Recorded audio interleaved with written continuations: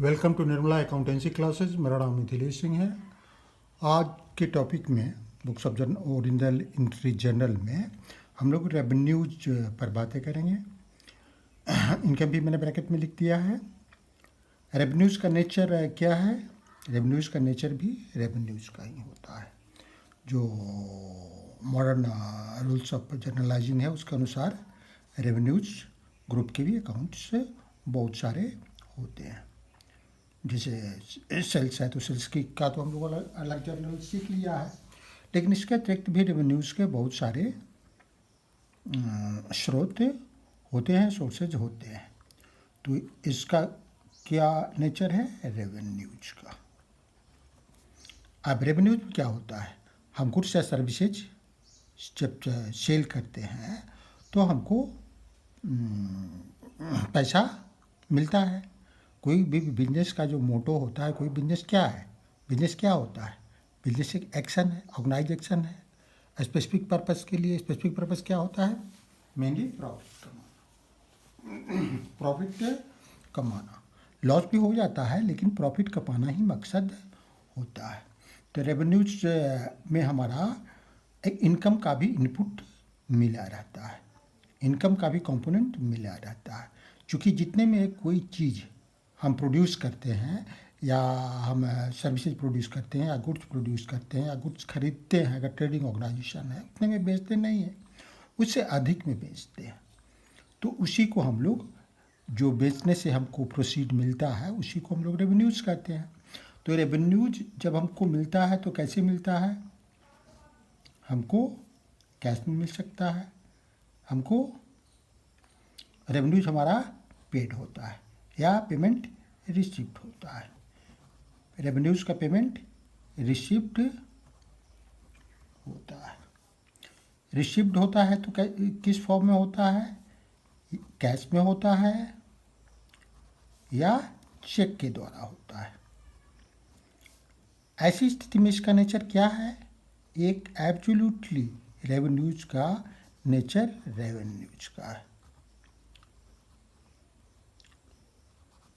विभिन्न स्थितियों में रेवेन्यूज का नेचर जो होता है वो डिफरेंट होता है। रेवेन्यूज नहीं कहिए, रेवेन्यूज तो रेवेन्यूज ही रहेगा, लेकिन रेवेन्यूज से के संबंध में जो पेमेंट होता है, पेमेंट में जो या जो उसका फेजेज होता है रेवेन्यूज के कंप्लीशन का, रेवेन्यू रिकॉग्निशन करने के का जो फेज होता है, तो उसको हम लोग डिफरेंट दैट पार्ट में बांटते हैं। पार्ट में बांट करके अध्ययन यहाँ कर रहे हैं। तो एक तो पेमेंट रिसिप्ट हुआ, और दूसरा क्या होता है? हमारा पेमेंट रिसीव नहीं होता है, पेमेंट नॉट रिसीव्ड।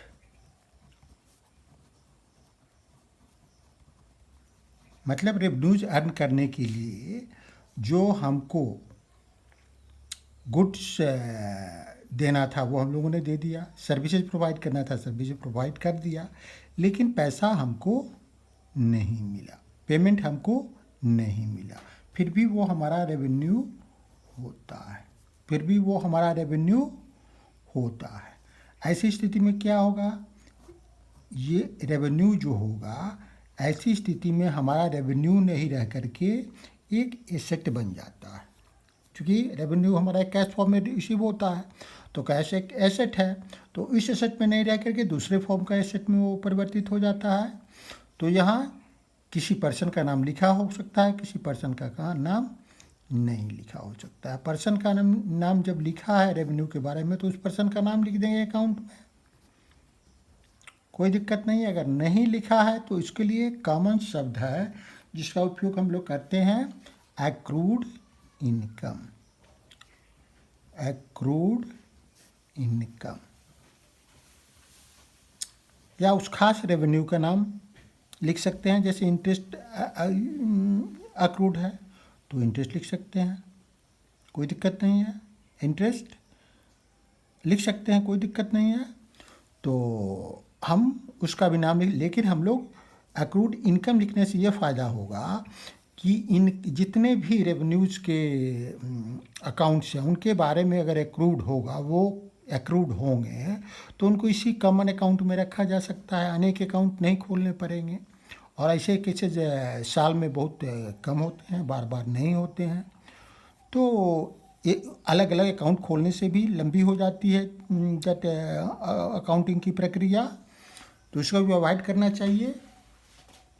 अब यहाँ एक्रूड इनकम का ये क्या हो गया नेचर, रेवेन्यू तो हमारा जो होगा वो तो होगा ही, वो तो हमारा एक दैट रेवेन्यू में इंक्रीज होता है तो क्रेडिट होता है, डिक्रीज होता है तो डेबिट होता है, तो वो होगा। तो वो वैसी स्थिति में रेवेन्यू का नेचर यहाँ जो होगा वो एक एसेट का हो जाएगा।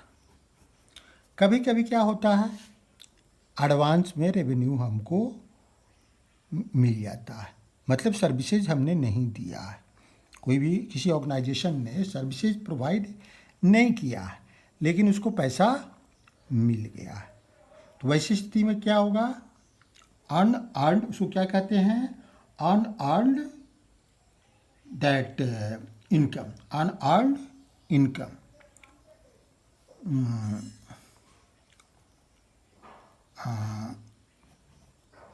पेमेंट, तीसरी स्थिति क्या होती है, पेमेंट रिसीव्ड बट गुड्स और सर्विसेज नॉट प्रोवाइडेड, ये प्रोवाइड नहीं किया गया है।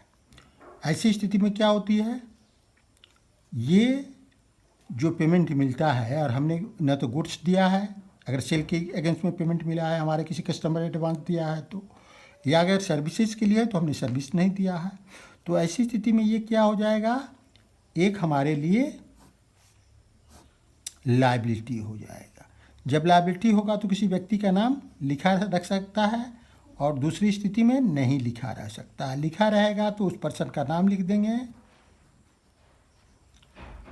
अगर नहीं लिखा रहेगा तो एक कॉमन वर्ड हम लोग लेते हैं, क्या word, unearned income, unearned income या income received in advance, income received in advance, कोई भी वर्ड ले सकते हैं, इनकम रिसीव्ड इन एडवांस। अब हम लोग एग्जाम्पल इनके बारे में ले सकते हैं, जैसे हम लोग पेमेंट रिसिप्ट के बारे में क्या लेंगे,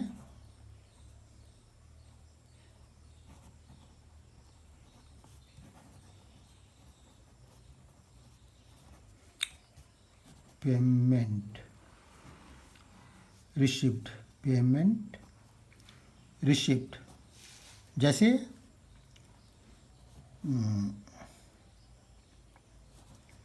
services provided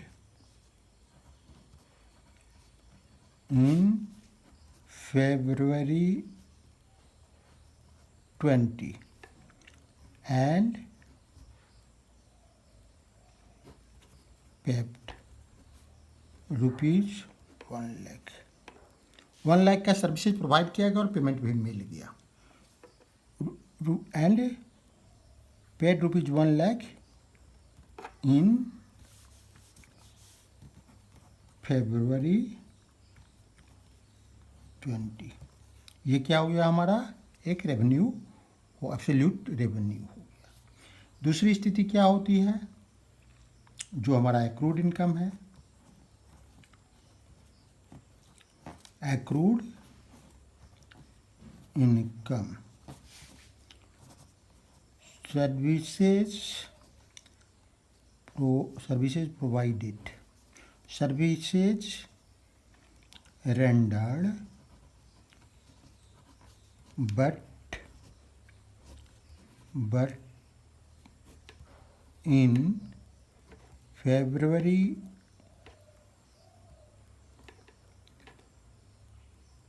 20, but payment received in April 20। Service दिया गया फरवरी 20 में, लेकिन अप्रैल 20 में पेमेंट मिला। मतलब मार्च भर के लिए ये क्या हो गया हमारे लिए, एक एक्रूड इनकम हो गया। ऐसा इनकम जिसको हमने अर्न तो कर लिया है, लेकिन हमको अभी पैसा नहीं मिला है, ये किसी पर बकाया है और बकाया मिलना निश्चित है, तो रेवेन्यू के रूप में रिकॉग्नाइज तो होगा, लेकिन एक दूसरे ये में चूँकि कैश नहीं मिला है तो एक एसेट के फॉर्म में हम इसको स्वीकार करेंगे। एक तीसरी स्थिति जो बनती है, पेमेंट रिसीव्ड बट गुड्स और सर्विसेज नॉट प्रोवाइडेड। ये क्या होता है, इनकम रिसीव्ड इन एडवांस या अनअर्न्ड इनकम, अनअर्न्ड इनकम, ठीक है। Payment for services received in February 20, but services provided in May 20। ठीक है, पेमेंट तो हमको मिल गया है फरवरी 20, लेकिन सर्विसेज हमने May 20 दिया।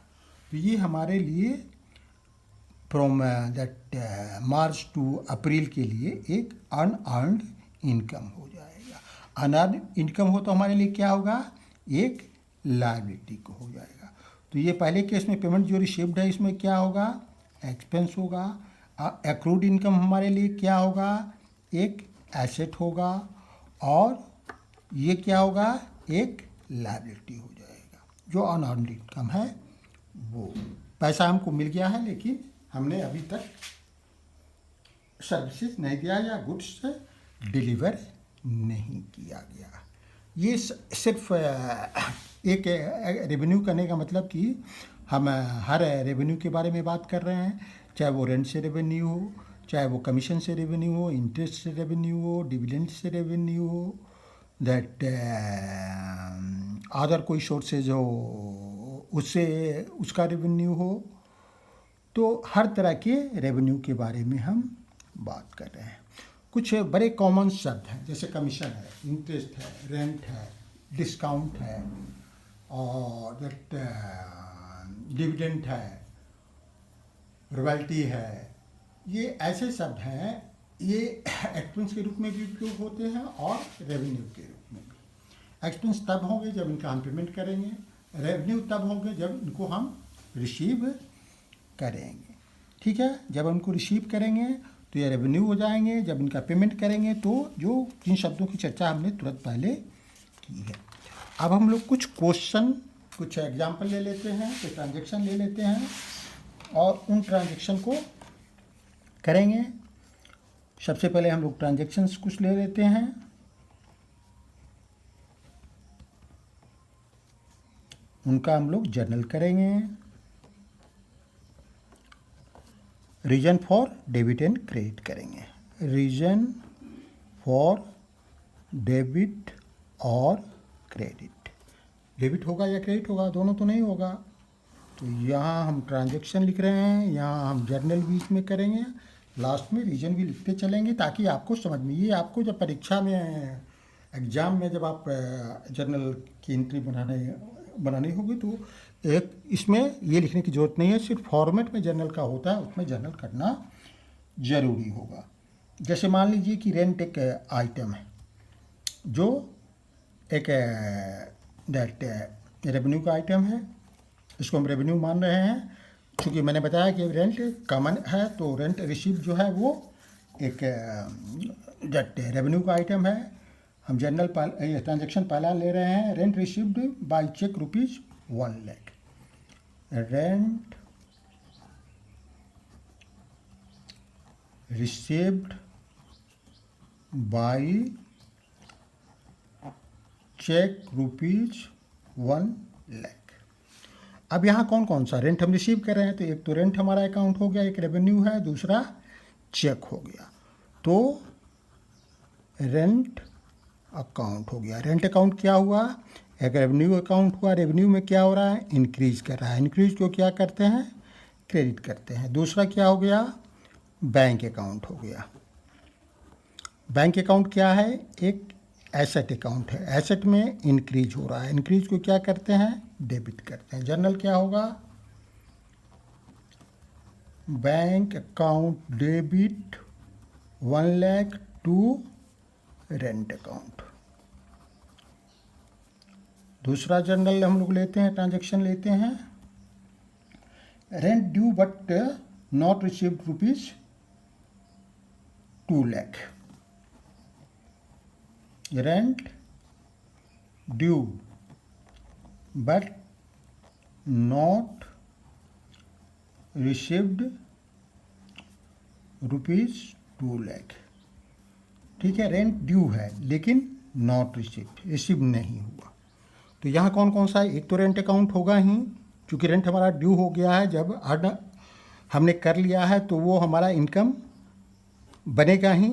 तो ये रेवेन्यू हो गया, रेवेन्यू में इंक्रीज कर रहा है, इंक्रीज को क्रेडिट करेंगे। ठीक है, अब जो एक रेंट रिसिप्ट मतलब क्या हो रहा है, एक एक्रूड इनकम। एक्रूड रेंट भी कह सकते हैं, एक्रूड इनकम वर्ड ही मैंने कहा, सजेस्ट किया था, इसलिए कॉमन वर्ड है। ये हमारे लिए क्या हो जाएगा, एक एसेट फॉर्म में हो जाएगा। कैश फॉर्म में रेंट हमको नहीं मिला, बाद में मिलेगा, और उसके लिए हम लोगों ने नाम दिया है एक्रूड इनकम। ब्रैकेट में रेंट लिख सकते हैं एसेट। एसेट में क्या हो रहा है, इंक्रीज हो रहा है। इंक्रीज को क्या करते हैं, डेबिट करते हैं।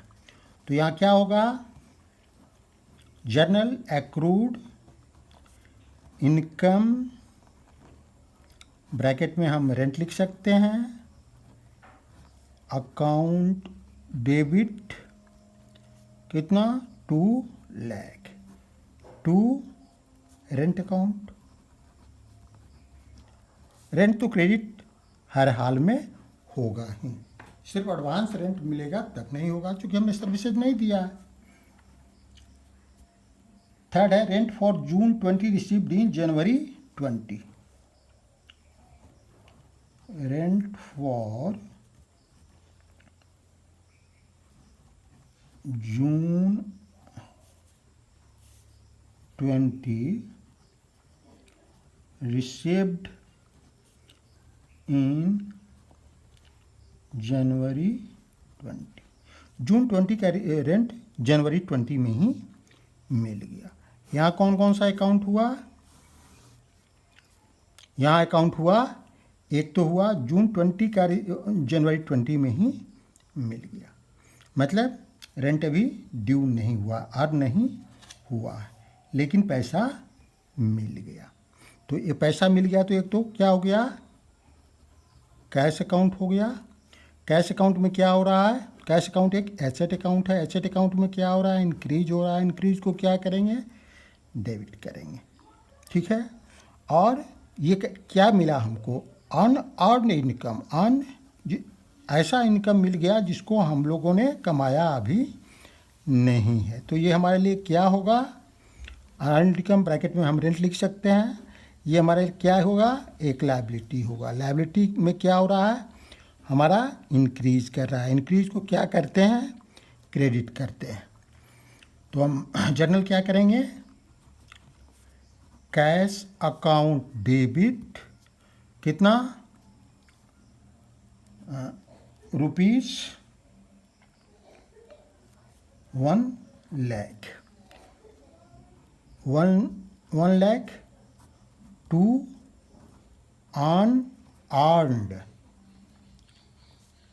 अनअर्न्ड इनकम, क्या, रेंट कितना, 1,00,000। फोर्थ ट्रांजेक्शन लेते हैं, Manisha paid rent ₹1,00,000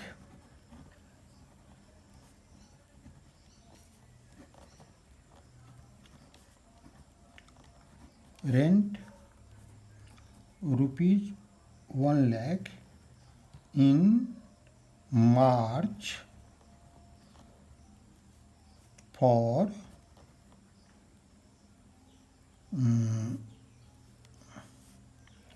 March 20 for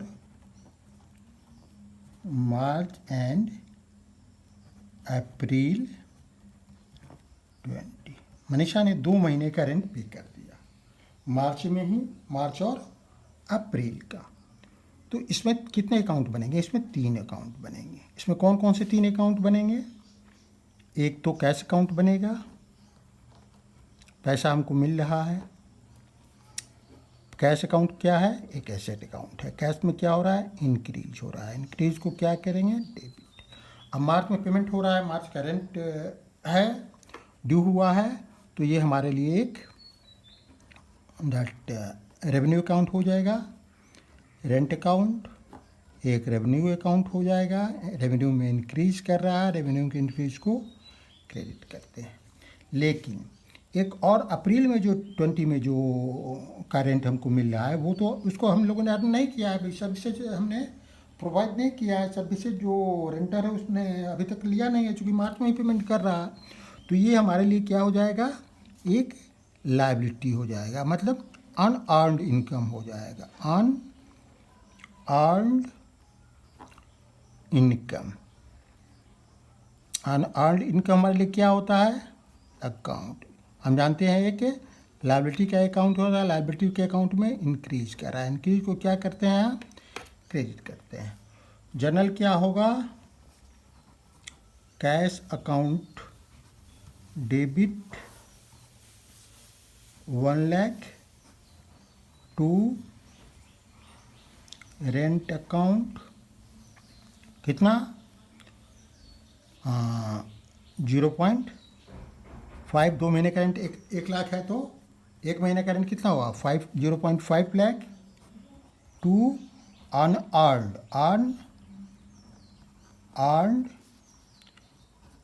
income. इसको रेंट ब्रैकेट में लिख देंगे। ये कितना हुआ? 0.5 लाख। टोटल 1 लाख हो गया। एक नेक्स्ट ट्रांजेक्शन लेते हैं, fifth.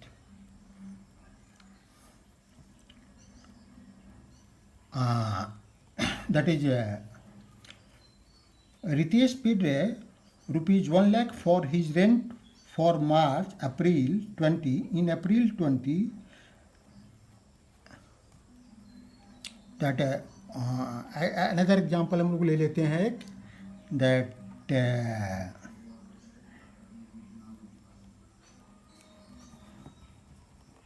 Rent received by cheque rupees 1 lakh. Cheque से रेंट मिला। अब यहाँ कौन कौन अकाउंट हो रहा है? एक तो हो रहा है रेंट अकाउंट और दूसरा चेक। यहाँ एक तो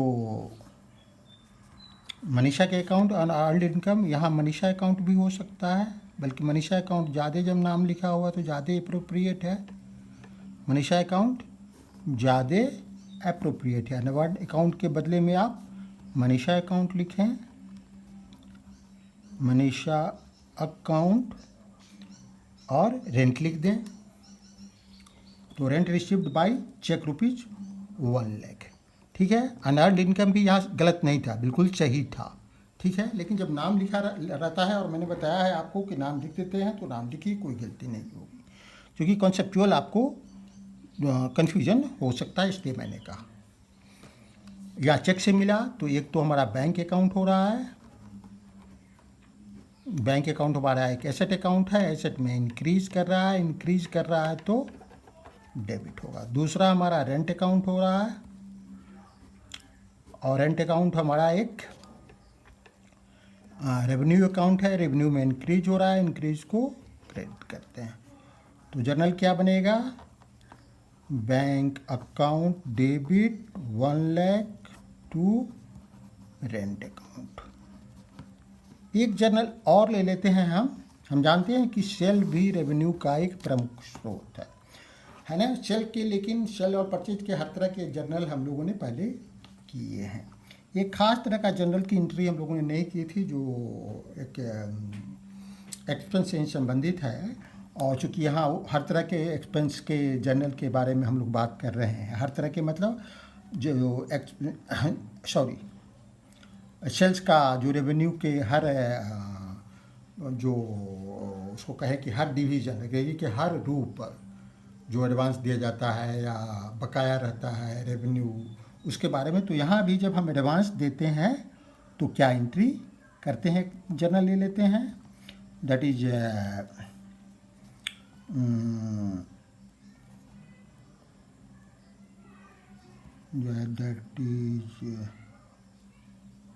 rupees 5 lakh received from customer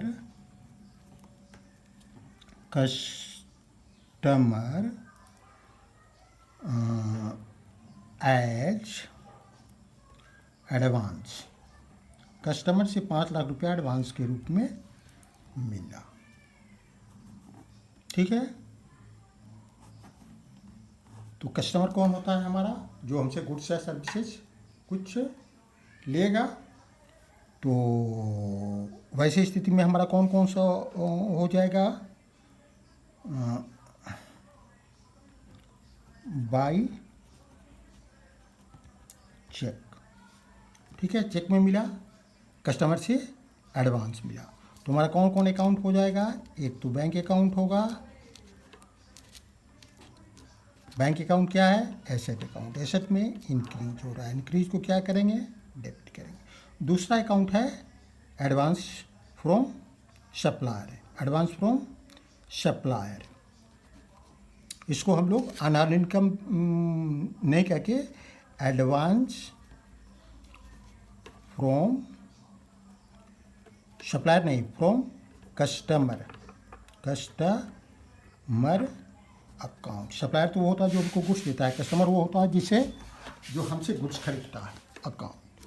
इसकी क्या नेचर होगा, लायबिलिटी का। लायबिलिटी में इंक्रीज करता है, इंक्रीज को क्या करते हैं, क्रेडिट करते हैं। तो जर्नल हमारा क्या होगा, जर्नल हमारा होगा bank account debit, that 5 lakh to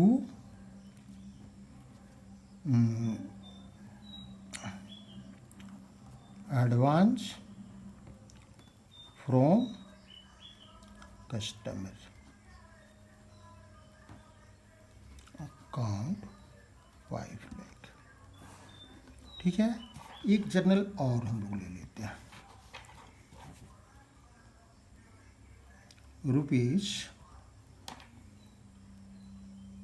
अच्छा, इसकी चर्चा तो हम लोगों ने डेटर्स की चर्चा कर ली है, जो बकाया है। एडवांस की चर्चा हम लोगों ने नहीं की थी, जो उधार दिया गया उसकी चर्चा क्या कर ली है। इस तरह हम लोग हर तरह की रेवेन्यू का जर्नल बनाएंगे। यहाँ तो सिर्फ मैंने रेंट लिया है, आप इंटरेस्ट के बारे में वैसा कर सकते हैं। अगर वो रिसीव हो रहा है दैट डिविडेंड के बारे में कर सकते हैं, दैट कमीशन के बारे में अगर रिसीव हो रहा है तो कर सकते हैं, डिस्काउंट के बारे में रिसीव हो रहा है तो कर सकते हैं, और कोई भी अगर हमारा रेवेन्यू है उसके बारे में इसी तरह के ट्रीटमेंट होंगे। 3 इसके नेचर होंगे, एक तो जिसका पेमेंट हो चुका है, दूसरा जो बकाया है, पेमेंट मिलना बाकी है, और अगर एडवांस में मिल गया है। उनके उदाहरण भी हम लोगों ने बात की, उसके अनुसार इसमें तो रेवेन्यू जो होता है नेचर, लेकिन इसमें जो एक्रूड इनकम होता है वैसे का नेचर हो जाता है। मतलब इस एक्रूड इनकम के या पर्सन का, रेवेन्यूज का तो जब रेंट का तो नेचर वही होगा, जो रेवेन्यू होगा तो उसका तो नेचर वही होगा, लेकिन ये अकाउंट खुले उसके नेचर हो जाते हैं एसेट के। उसी तरह ये पर्सन का या अनअर्न्ड इनकम का नेचर हो जाता है एक लायबिलिटी का। इसका नेचर किसका हो जाता है, एक लायबिलिटी का नेचर हो जाता है।